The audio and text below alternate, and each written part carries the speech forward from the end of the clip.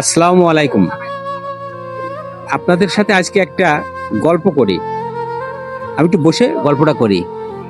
আমাদের রাসূল পাক সাল্লাল্লাহু আলাইহি সাল্লাম ছোট্টবেলার কাহিনীটা হয়তো আপনাদের মনে আছে, যে সমস্ত বাচ্চাদের সাথে তিনি খেলা করতে গিয়েছেন।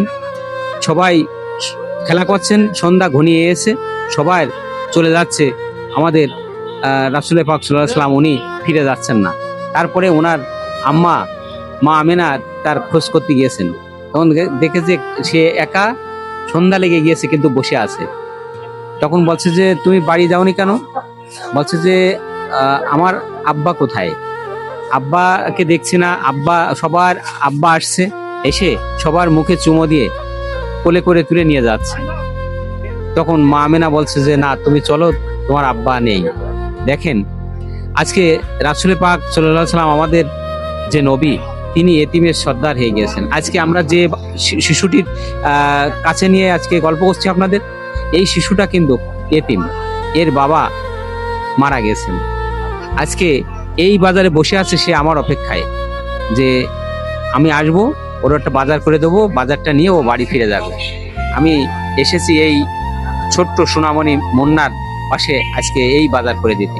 আপনাদের সাথে গল্পটা করলাম যে আমাদের রাসূল পাক সাল্লাল্লাহু আলাইহি সাল্লাম, যিনি এতিমের সর্দার, আজকে আমি যে বাচ্চাটি নিয়ে আছি এও হচ্ছে এতিম।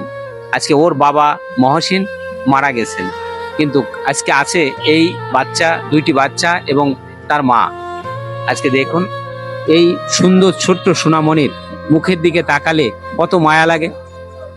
কত কষ্ট করছে, চাতক পাখির মতো চেয়ে আছে এই চণ্ডীপুর বাজারে আমার আশায়।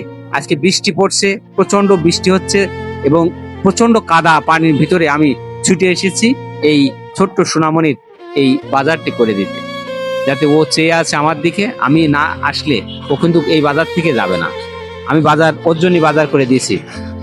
এখানে কাঁচা বাজার, ঝাল, পেঁয়াজ, রসুন এবং একটি মাছ দিয়েছি, আর কাঁচা বাজার, সবজি যা যা লাগে এভরিথিং আমি সবকিছুই করে দিয়েছি।